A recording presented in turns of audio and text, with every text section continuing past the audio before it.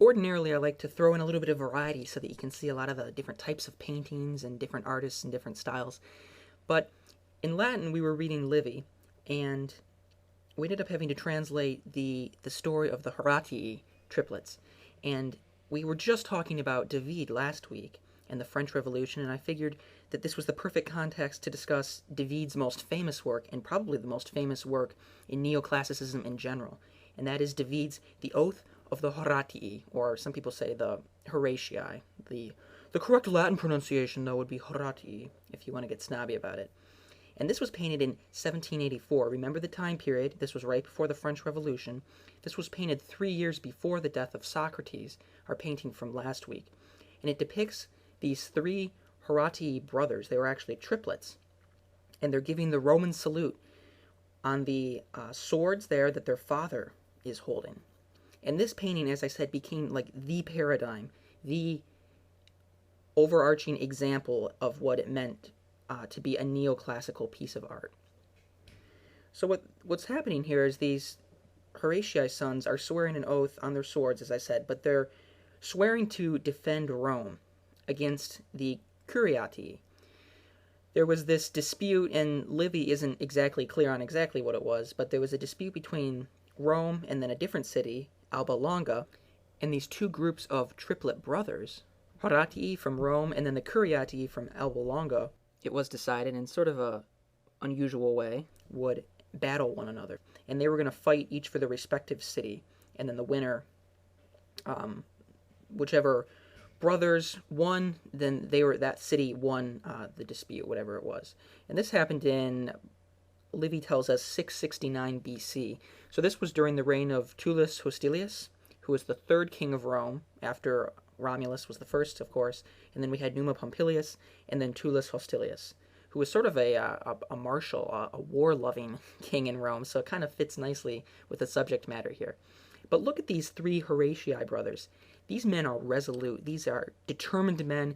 They're exemplary representations of civic virtue and patriotism. And remember, David painted this in the context of what would eventually amount to the French Revolution. So think of the type of message that he's trying to send with this painting. And if you're interested more in the context of the French Revolution and how neoclassicism, particularly in David's work, is a reflection of that, then go back and watch last week's video on the death of Socrates, where I explain that a little bit more. But in this painting, these men are stoic, they're courageous, there's no outward display of wavering or any sort of negative emotions.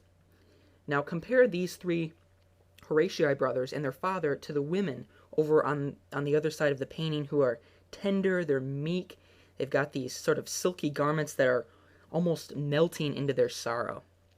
And the reason was, one of the sisters, Camelia was her name, was actually engaged to one of the Curiatii brothers.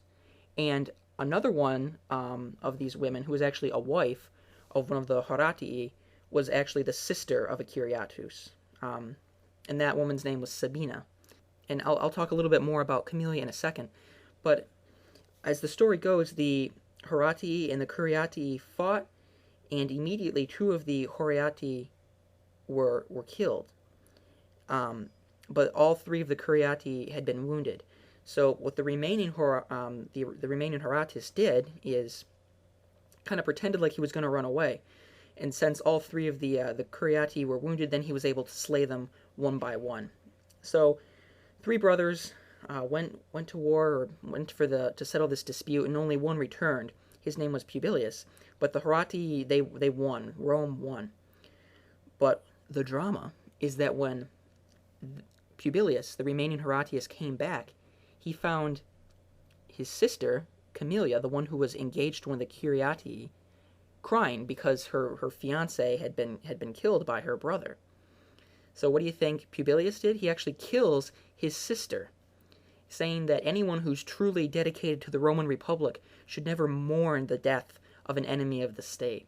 And Publius was actually sentenced to die for that, and he later got out of it, but that's not really that important. If you want to know more about that, then you can read Livy. And that was kind of a joke. No one really wants to read Livy unless they have to. But let's look more now specifically at the stylistic aspects of this painting. It exhibits a lot of the different attributes that we commonly associate with neoclassicism. First of all, look at the background. It's very de-emphasized. The important thing in this painting are the figures in the front. That's what our attention is immediately drawn toward. Also, a lot of dull colors in the background, emphasizing the importance of the story itself rather than the painting as a piece of artwork. You can also see a lot of symbolism of three in this painting. There's three arches in the background. You've got the three Horatii, you've got the three Horatii. There's three women over off to the side. One of them has some younger children with her. Also, and it's probably hard to tell over the internet, but if you ever go to the Louvre, you've got to check this painting out. There's very clear, hard brush strokes. And not only did that emphasize rationality, but that was a direct response to Rococo art. And I don't think we've looked at a Rococo piece of art yet. Maybe we'll do that next week. But that was something that really set neoclassicism apart. Also notice that the men are depicted as very straight, like the columns in the background, whereas the women are sort of curved like arches.